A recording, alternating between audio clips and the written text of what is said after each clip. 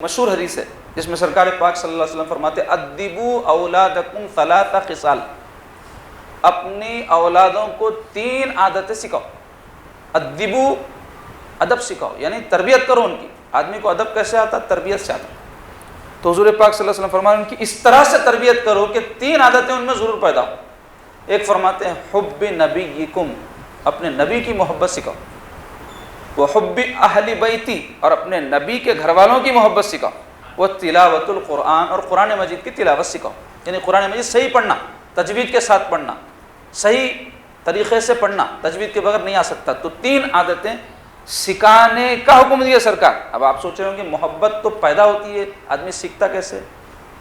محبت بھی سکھانے کی چیز ہوتی ہے۔ کئی وقت ایسا ہوتا ایک شخص ہمارے ساتھ احسانات کرتے رہتا، ہمارے ساتھ اس نے سلوک کرتے رہتا، ہمارا اچھا چاہتے رہتا، ہمارے پیچھے لگا رہتا، لیکن ہم کو احساس نہیں رہتا۔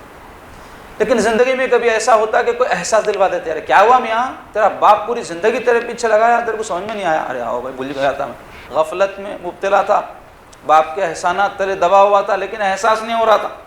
کوئی یاد دلا دیتا، کوئی ذہن نشین کروا دیتا۔ ایسے ہی زندگی میں بہت ساری چیزیں جو سکھانا پڑتا۔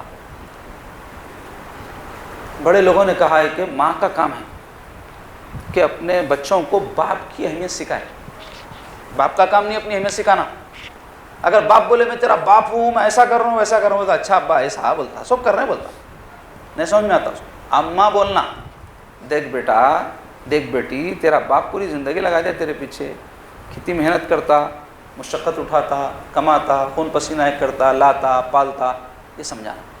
اور باپ کا کام کیا ہے؟ اماں کی اہمیت سکھانا، بچوں کو بولنا دیکھو تمہاری ماں تمہارے لیے اٹھتی، کپڑے دھوتی، تمہارے کھانا پکاتی، تمہارا خیال رکھتی، تمہارا اچھا برا کرتی۔ تو اس سے کیا ہوتا؟ اولاد کے دل میں دونوں کی عظمت جمع ہو جاتی۔